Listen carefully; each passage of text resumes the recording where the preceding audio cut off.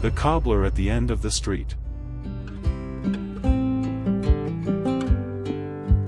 At the very end of Elm Street, tucked between a laundromat and a bakery, stood a tiny cobbler shop with peeling paint and a faded wooden sign, "GR Shoe Repair," since 1981. Most people in the neighborhood didn't know the cobbler's full name. They just called him Mr. G.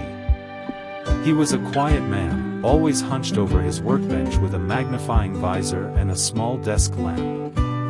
He rarely spoke more than a few words, but his hands told stories in stitches and leather. If your shoes were broken, he could fix them. Worn-out soles, torn seams, busted heels, you'd get them back looking new, wrapped in brown paper and twine. He had been there for as long as anyone could remember. 40 years, some said. Maybe longer. Parents who brought him shoes now sent their grown children to do the same.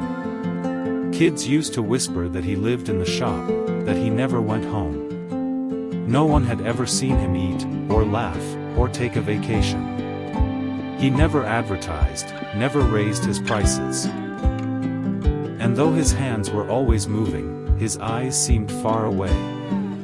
Then, one spring morning, the closed sign never flipped to open. The lights stayed off. The cobbler's shop was silent. At first, people assumed he was sick. Maybe just taking a day off. But days passed. Then a week. Then 2. Flowers started appearing on the doorstep. Cards. A pair of polished boots sat by the door, with a note, "Thank you for mending these for my wedding, Mr. G." Eventually, a notice was posted on the glass. Gideon Rains, 82, passed away peacefully in his sleep. Private burial. No service. No one had even known his last name. But that's when the story began to unravel. A local reporter, curious about the sudden quiet, started digging. What she found turned the small town upside down.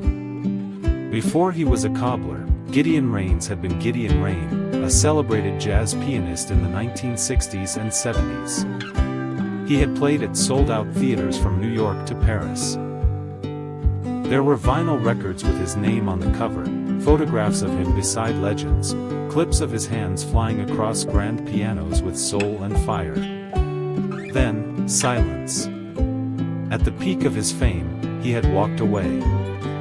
No scandals. No fall from grace. Just disappeared. The reporter found one old interview from 1979. When asked why he was stepping away from the spotlight, Gideon had said, "I want to work with my hands. With silence.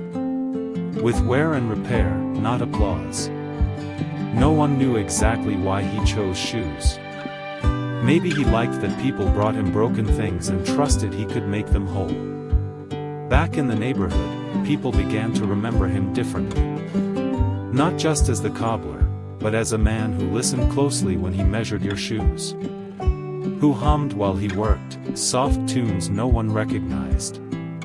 Now they wondered if that had been jazz all along. Someone painted a mural on the side of the shop, a cobbler seated at his bench, a piano in the background.